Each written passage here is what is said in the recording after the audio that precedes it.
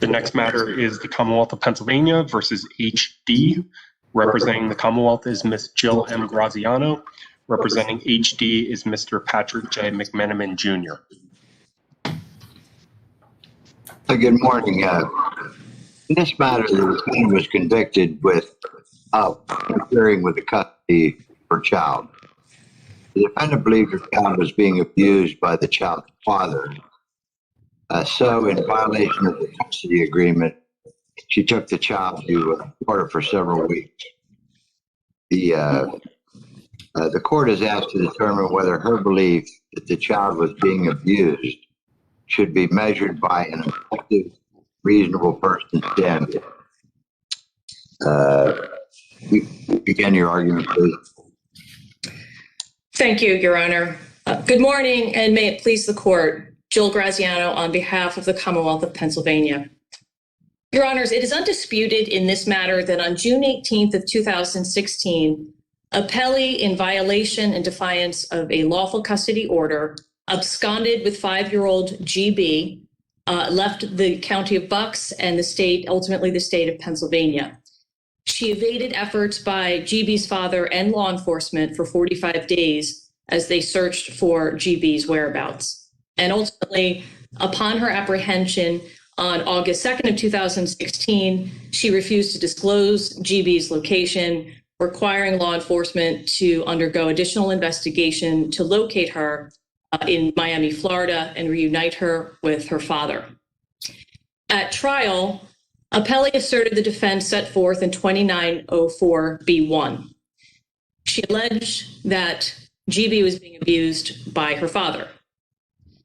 Commonwealth presented evidence at that trial to prove that appellee's belief was unfounded and unreasonable. And the question before Your Honors is, was it required that appellee's belief be a reasonable one in order for her to successfully avail herself of that defense? Counsel, could I ask a question? Of course, Your Honor. If that was the law, why wouldn't we expect the General Assembly to put the word reasonably in front of the word believed? Is there some reason the General Assembly can't do that? Well, there's no reason they couldn't do it, Your Honor, and obviously we wish they had. But the Commonwealth believes that there are two reasons that the plain language of this statute does not accurately and effectively represent the legislative intent of 2904. The first reason would be that the first reason would be that we would respectfully ask that you don't look at 2904B1 in isolation. It was adopted in 1972 at the same time that Title 18 was adopted and the Crimes Code was codified. As part of that codification, two additional provisions, two general chapters were adopted, specifically Chapter 5 relating to justification and Chapter 3 relating to general principles of culpability. And I would specifically and respectfully direct Your Honors to look at Section 501 and 503 of Chapter 5, in which belief is defined as reasonable belief, and justification is defined as when an actor takes a otherwise unlawful act because they reasonably believe that that otherwise unlawful conduct justifies or prevents a greater harm or evil. Also, in Chapter 3 relating to culpability, there is a provision, Section 304 of that chapter, which talks about ignorance or mistake of fact. Commonwealth, this is Justice Doherty. If I may pick up where Justice Sweck left off with that question. The question of concern, I understand what you're sharing with us, but when I look at that jury instruction, the jury instruction is really a general justification instruction and not a jury instruction with regard to the actual statute of 2904. How do you get around the fact that the jury instruction provided is not related per se or not verbatim as to what the statute is? I'm having a problem with your implying or applying a general justification jury instruction to supersede the plain language of 2904, for which, as Justice Weck indicated, there is no reasonable language in there. And Justice Doherty, I can't get around, I wish I could, I can't get around that reasonable is not in that statute. What I am asking the court to do is look to other principles of statutory interpretation, because the Commonwealth's assertion is that if you don't include a reasonable belief, if you don't require a reasonable belief under the statutory provision, not only does it ignore other general principles of culpability and when justification defense can be used, which I think can be inferred that the legislature understood that those other principles would inform the term belief as used in 2904B1. To do that, you would have to find 2904 ambiguous. And I believe it is, Your Honor. I believe it's ambiguous for two reasons. One is because, as we pointed out in the Commonwealth's brief, if we say that a subjective belief alone would justify and serve as a total defense to this particular crime, you are virtually singling out this one crime whereby a subjective and not a reasonable belief would be enough to serve as a total defense and virtually make one immune from criminal liability under this section. But it was created by the General Assembly without that language. Who's to say that that was not the intent and purpose of the General Assembly? Well, I would ask Your Honors to be the ones that determined that was actually not the intent of the General Assembly. Because, again, I believe that you can look to other provisions of general culpability and justification defense and how it's applied in other criminal contexts. Ms. Graziano, Yes. is this statute track the model penal code? I'm sorry. Could you repeat that, Your Honor? Does this statute track the model penal code? Yes, it does. Is the commentary therefore instructive, the commentary to the model penal code? It's instructive only in the sense that I believe it defined what the objective of the statute was. It does not specifically, as far as I could read, get into how the defense was to be interpreted. But it says this, it kind of explains why reasonable is deliberately omitted. And here's the quote: it might be plausible to exculpate liability only for those who can show a reasonable belief in the necessity of their actions. But it may be extravagant to demand reasonableness from a participant in a custody dispute over his own child. Section 1A, therefore, requires only an honest belief that the conduct was necessary to preserve the child from danger to its welfare. That's comment 3 to the model penal code. And Your Honor, I would submit that when there was the joint commission and they recommended to the General Assembly to adopt and codify common law in Title 18, I don't know if that specific comment was actually put into the Joint State Commission's report. I certainly didn't see that in that report. And there's nothing beyond the model penal code comment to indicate that was the intent. But I think what that provision points out. It would be instructive and would answer actually before the court, or the court believed that there was that comment in terms of the statute law of Pennsylvania.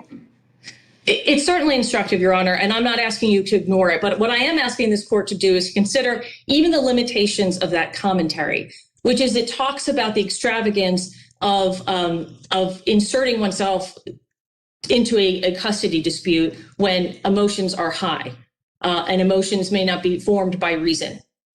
But this act does not speak only to parental kidnappings. And if you think about how 2904B1 could play out in other circumstances, it shows just how untenable the results can be. And I would submit, for example, Your Honors, that if GB had not been abducted by her mother, for example, but had in fact been abducted by a neighbor or a family friend or a babysitter who sincerely but unreasonably believed that GB was in harm's way while in the custody of her parents, and they abducted GB and removed her from parental custody and from the state of Pennsylvania for a period of 45 days, as was done here, that person would also get the benefit of 2904B1 and go without criminal responsibility for those acts, so long as a jury believed that that actor's belief was a was a sincerely held belief. Counsel. Okay. I'm sorry. No, go ahead. Go ahead, Justice Sweat, please. Just to follow up, why isn't that an argument that quintessentially, that sounds like a great argument you could make to the General Assembly. You have an association, they briefed as an amici in the last case we just heard. And what, in the meantime, instead of trying the case under the statute you want, why doesn't your office try the case under the statute you have? Specifically, instead of cross-examining the actor on whether her belief was reasonable, why didn't your office vigorously cross-examine to show the belief was a sham, or to show that the belief asserted was disingenuous? See, because at your peril, your office presses on with reading of the statute that's contrary to what the General Assembly has on the books. Your Honor, Justice White, I don't believe that I believe we took the tack we did, and I admittedly was not the trial attorney in this case, but I believe we took the tack we did because I'm not sure that there is evidence to show that her belief was not sincere. It was just unreasonable. It had been debunked after numerous investigations. And the problem the Commonwealth has is if we deal with the statute and assume that the belief is subjective only, not objective, then this conduct will go unpunished again, unless and until we have the General Assembly insert the word reasonable. Well, there's a lot of injustice. There's a lot of injustice in our world.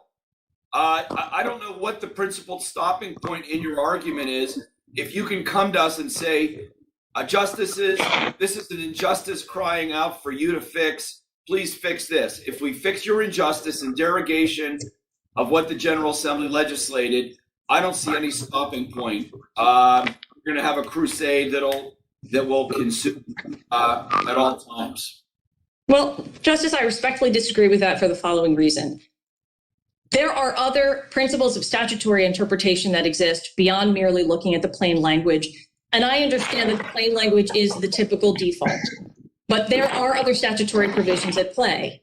And one of them is that when you examine, that the court may examine the practical effects of a particular interpretation and must presume that the legislature did not intend absurd or unreasonable results. And I believe here that allowing a subjective intent or subjective belief alone to dictate whether a person is criminally responsible for a kidnapping of a child, a parental kidnapping, or frankly, as I used in my hypothetical earlier, it doesn't even need to be a parental kidnapping. It could be an actual abduction of a child based on a sincerely held belief. Counsel. Yes, Justice. Justice Baer. I want to follow up on that point very precisely. So that's why I interrupted what I thought you'd already answered, and we're moving on. The reason for this statute is that mom has a lawful authority to this child, be it by virtue of being the natural mom or perhaps by court order. If it's the babysitter or the next door neighbor, it's garden variety kidnapping. And you don't pull out this statute. You charge them with I assume it's a felony of kidnapping, serious crime, and you prosecute them. So this statute has a very, very narrow thrust, inapplicable to your parade of horribles. Isn't that correct? I would actually disagree with that, Justice Baer, for the following reason. Kidnapping has elements that are not present when somebody is sincerely believes that they are saving a child from a further abuse or harm. There are specific intents that a kidnapper under the kidnapping provision has to possess in order for us to prove that kidnapping. So you can't take somebody who, if a babysitter, for example, had abducted GB and removed her just to protect her ostensibly. That does not meet the elements of the kidnapping. As a garden variety. We won't get into that digression. That would surprise me greatly. It would surprise me greatly that any defendant can mount the defense that in a kidnapping of a stranger, and when I say stranger, legal stranger, I'm not suggesting they don't know each other, that I did it for their own good. But be that as it may, I only had one other point, which was apropos of the Chief Justice citing to you the model penal code. Pennsylvania clearly intended to follow that. In the standard jury charge instructions, there is a commentary on interfering with custody of a child, and the commentary says we rejected the word reasonably. We followed the model penal code. So apropos of Justice Weck, you don't like the law, but that's the law. Well, Your Honor, we don't like the law because we don't believe it's just, but we actually do believe that this court has the power to correct it under principles of statutory interpretation that currently exist. We understand. You think we could We got it. clearly and without doing violence to anything, read the word into the statute as we occasionally do to other legislative enactments. So you can be assured we have and if you have a word or two by way of information, because I think your microphone's got some feedback problems here. Oh, I apologize, Your Honor. That's not your word. Anyhow, do you want to sum up and we'll hear from the appellee? Your Honor, but I will just briefly make mention of one case. This is not the first time that we are asking a Pennsylvania appellate court to make a practical common sense reading of 2904B1. And I would point you again to, as we did in our brief, to Commonwealth v. Couch, a 1990 case from the Superior Court, in which that court said that the word danger in 2904B1 has to be an instant or immediate danger. That word was not in there. And yet the court read that as a practical common sense application of what that statutory defense must mean. We are asking this court to do the same here in order to uphold what we believe is the true intent of the legislature. Thank you. Thank you. We'll hear from the appellee. Thank you, Mr. Chief Justice. May it please the court. Associate Justices, my name is Patrick McMenamin, representing the appellee, who was the defendant in this case at the Court of Common Pleas, and is the mother of the child who was subject to the underlying custody order. It's our position that the language in the statute is clear, precise, and it's not ambiguous. As a result, the intent of the legislature is also clear. If a parent honestly believes that her child's in danger, she does not commit a crime by violating the other parent's custody rights. The defense focuses upon what the parent genuinely believes, not what the jury thinks is reasonable. This makes sense when we consider that the statute deals with a unique situation in which a parent is required to decide whether to abide by a custody order or not for the safety and protection of her children. Such a decision should not be subject to hindsight critiques using a reasonableness standard by the jury. The Superior Court decided the case correctly when it found that the trial court erroneously instructed the jury with respect to statutory defense. The Superior Court accurately found that when reading the statute as written, the term reasonable was not included. Mr. McMenamin, could you just, sorry to interrupt you. Justice Baer, could you mute your mic? I'm sorry, I didn't know it was unmuted. Thank you. It's all right. That's okay. In fact, in touching on something that Ms. Graziano said, when we look at other sections of the Crimes Code enacted at the same time as this statute, we find that the legislature has created statutory defenses using the reasonableness standard. We find this in criminal trespass defense. We find this in the unauthorized use of motor vehicles defense. The statute's written so that the jurors are required to assess whether the defendant really believed the child was in danger or whether the claim of danger was just an excuse to remove the child from the other parent's custody. By using the term reasonable, we shift the review from what the defendant actually believed to whether the jurors believed that the defendant's actions were reasonable under the circumstances. We allow the jury to decide the parent's state of mind using a reasonableness standard. We potentially implicate a parent who honestly thought she was protecting her child from danger, even if that belief may have been objectively unreasonable. In many instances, yes. It's Justice Donahue. You keep referring to the parent's decision and the parent's right and the parent's judgment. This statute doesn't only apply to parents. And I agree with your argument. The statute says what it says, but does it make sense? Is it an absurd result if it's the nanny who decides that the child's welfare is in danger? I mean, the Model Penal Code makes specific reference to the fact that they don't want the criminal law to interfere with custody disputes. But if it's not the parent and it's a nanny or it's a next door neighbor, does your interpretation of reasonable not being part of this analysis create an absurd result? No, I don't think it does, because for example, if we're talking about the nanny, that person would presumably have a duty of care towards a child. So if that person with a duty of care clearly believes that the child is in danger, that person should act. And in fact, if a nanny, and in this case there was a nanny, if the nanny actually believed that the child was in danger and failed to act, you could make the argument as a prosecutor that the nanny was committing the offense of endangering the welfare of a child.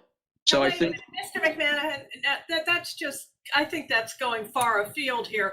A nanny might have a duty to report to the police what she believes is happening or the danger she sees to the child, but she wouldn't have a license to take the child and go to Florida. I mean, well, I would agree with that, but again, I don't believe that it creates a ludicrous or ridiculous outcome when we apply it to somebody other than a parent. In this case, clearly we're dealing with a parent, but I think that if there is a legitimate belief on somebody who has a relationship with the child, regardless of whether it's a grandparent or a nanny or a neighbor, that the child is in imminent danger, I think that person would also have protection under this defense. I have a question. Regarding genuine feeling of that you described, that the mother or whoever's charged had a genuine concern, a genuine feeling that the child was in danger, as opposed to the reasonable belief that could be determined, as you indicated, by a jury. What if the genuine, sincerely held belief is outrageous? What if it's that the mother believes the father is an alien from outer space and is going to remove the child from the planet? How would you handle that? Same way? She nevertheless has a defense if she genuinely believes it. That's how the statute reads.